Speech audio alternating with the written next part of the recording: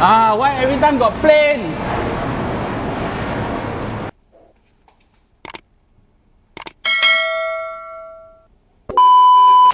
Hi guys, I finally want to share with you how I made my greatest and my most feared mistake on this bike, and I'm going to share with you now.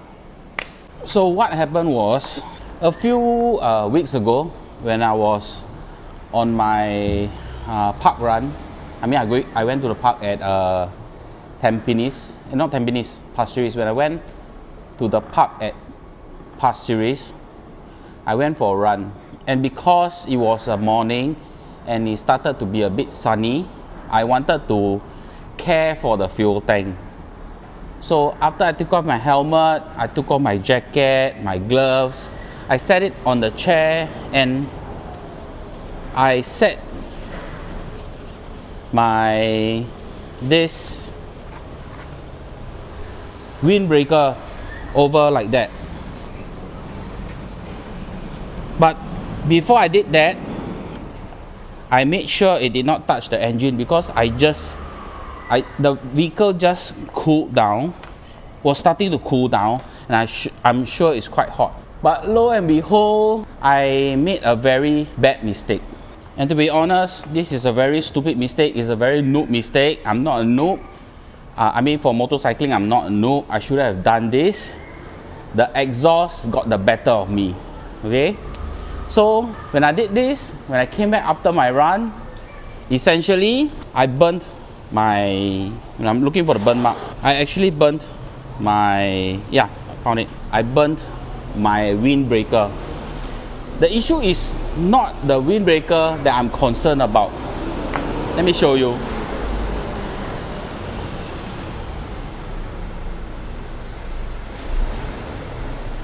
So what happened is, I went online, and I had this experience before while riding motorcycle, where I burnt something on the exhaust. And to be frank, when it was burnt, another fabric, where the fabric has more plastic in it, that's why it will get burnt. I was not too bothered about it, because it was burnt in the area where you don't really see it. But for this one, it's right in front. Watch the video, you'll see where it was burnt. I was so upset. Honestly, I was so upset, because the bike is rather new and I made such a noob mistake. So I went online, I tried to find out how to get rid of those melted plastic or melted fabric. The thing about finding answers online is not very accurate, because a lot of it is about people just typing. They do not tell you what it looks like. They don't tell you what advice you get. Is mostly just words, and you need photos for assistance. Why? Because this is a visual thing. You need photos for assistance, and maybe I'm a visual person. That's why I need that visual to help me to learn how to get rid of it. After some internet research, I went to ask Albert, because Albert has more experience than me in upkeeping bikes, and he told me that use autoso, and autoso, you can't do it just in one sitting, you can do it in a few sittings. That means over a few weeks. And I didn't like the idea of taking a few weeks to solve an issue, but I had to be patient. So I'm going to show you the next few minutes on what I was going through for the few sittings of trying to clean away that stain. I'm going to use autoso to try to polish it out, and I was told not to be so impatient and do it a few days, a bit at a time, and see how it changes. So this is what's going to happen in the next few days. Okay, so what you do is you get a fairly clean cloth. So this is a clean cloth, although there are stains, but it's a very expensive and clean microfiber cloth. So I got this auto show from a very good friend of mine, and I did not want to buy any auto show because it's going to I don't waste any money. You can see there's some oils and paste that came out from the auto show. So what I'm going to do is just apply some all over. I think I put too much. I think it should be okay. So I'm just going to do it in a circular motion, in a anti-circular motion. I can still feel some material on the exhaust.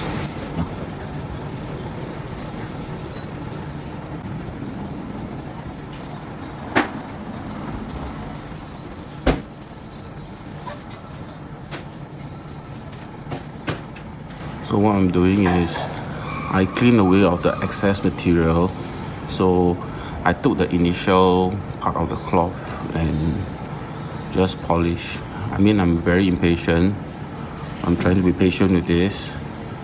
This stain actually don't really bother me lah, honestly. I try not to let it bother me. Although I didn't get this bike for long, it definitely would bother a lot of owners. So I had instances where I had my own leg skin. Yeah. So you see, it gets darker based on the experience I had from doing D&T in secondary school. It seems that the material is coming out. My windbreaker melted windbreaker. Yeah. This is the first time I experienced this because these headers are exposed. Usually my headers are not exposed.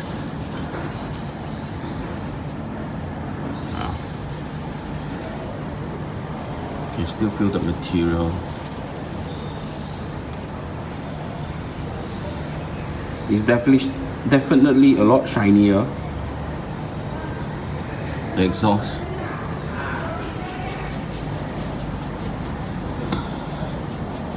That wasn't the whole idea to shine the exhaust.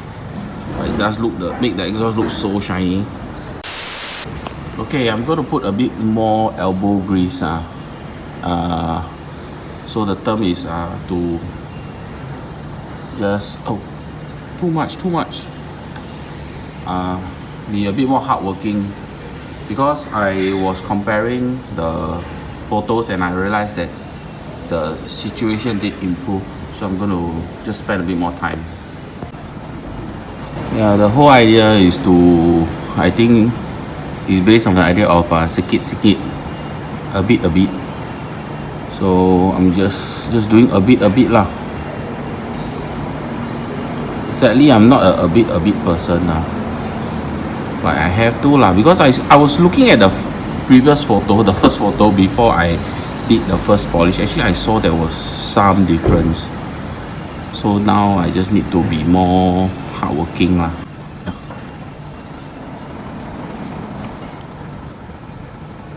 The exhaust feels so smooth. Every time I put paste, I will always use a cleaner side of the cloth. Yeah, I don't gonna use it because those dirt, I think it will be too abrasive. As I polish, I can actually feel on my fingertips the material that's left on the exhaust, the burnt material.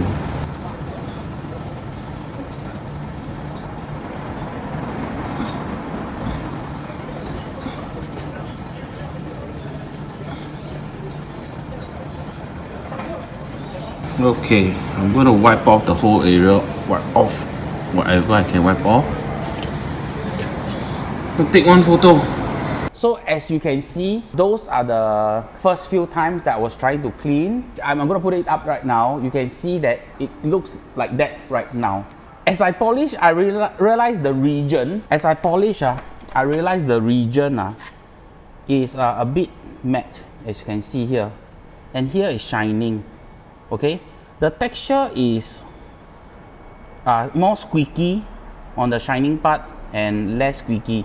So after you polish, it tends to be a bit more silver shiny and not this very caramel-like looking. So now I'm concerned that you can still see a patch here, and you can't see this look of the polish. And to be honest, you can see how the exhaust actually curls around. I'm going to show you the other side. This is how the exhaust actually turns around. There's a lot of material actually to polish, and to be honest, I was hoping to let it patina in a natural way. So apparently this is my natural way. So as you can see, there is still a bit of material looking. You can see it looks a bit like an island. As you can see, there is still some patchy parts.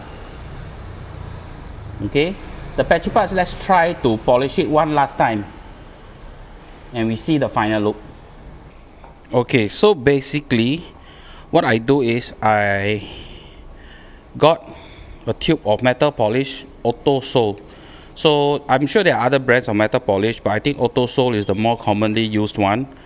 I was using this all along in design technology in secondary school during lessons. So this is a very good metal polish, but you have a lot of patience that you need. The other one, you need a cloth. Okay, you need a clean a cloth without debris. So this has some stain, but it's still fine. So I'll show you the stains that I used to polish it. So these are the stains. So after you polish, it will turn black. So every time when you're going to polish, use a clean area. So this is what we're going to do. Okay, what happened is, open the cloth. Okay, you can either apply the cream on the cloth or on the stain. What I'll do is I use both methods, but you seriously cannot have too much. Okay, so use very little of it. Okay, that's enough. That's a lot enough. Okay, just set that aside. Okay, so hold the cloth in this one finger method. Do it in circular motions. Yep. As you polish it with a bit of patience, you realize the whole area will get smoother and shinier. So the whole idea I want to polish it is not to make it nicer, it's just to get away the material. So initially I was trying to use a knife, but the blunt side of it, to scrape it. And I was told not to do it, so please don't do it, because you might scrape the metal and take away some material. So I'm hoping it will patina in a more natural way. Okay, I think I'll put a little bit more.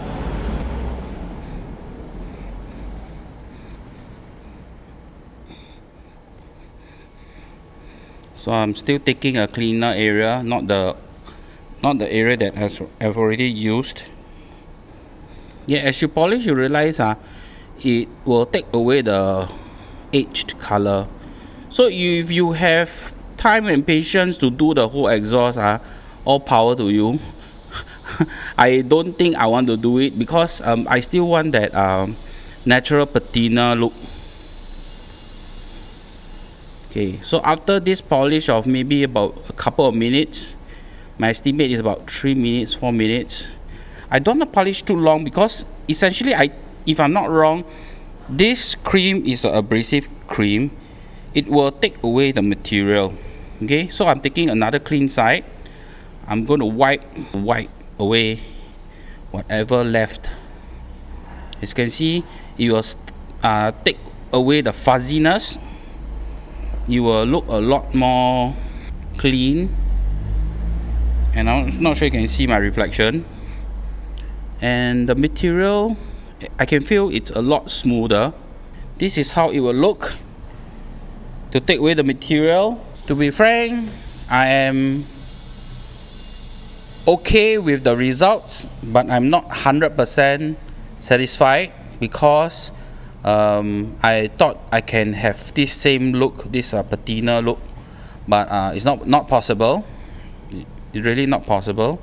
Trying to get that slide. Currently, I believe I'm not going to touch it anymore. This is the final look of how it's going to look like. I'm sure the whole thing catches the light fine into the lens. So this is how you handle a burnt situation on your exhaust header with Autoso metal polish. Anyway, I'm very happy to be sharing this biking experience with you guys, and along the way there might be very interesting things and not so interesting things. I would love to share as much as I can with this experience. The next one I should be sharing is how does it feel like with a new firmer suspension setting and after 1000 servicing. But you can also ask me what else you are keen to know about the experience of riding the 2022 Triumph Street Triple Goldline Edition. It's a mouthful. And also I can share with you whatever mods I had along the way and what I started with. See you guys.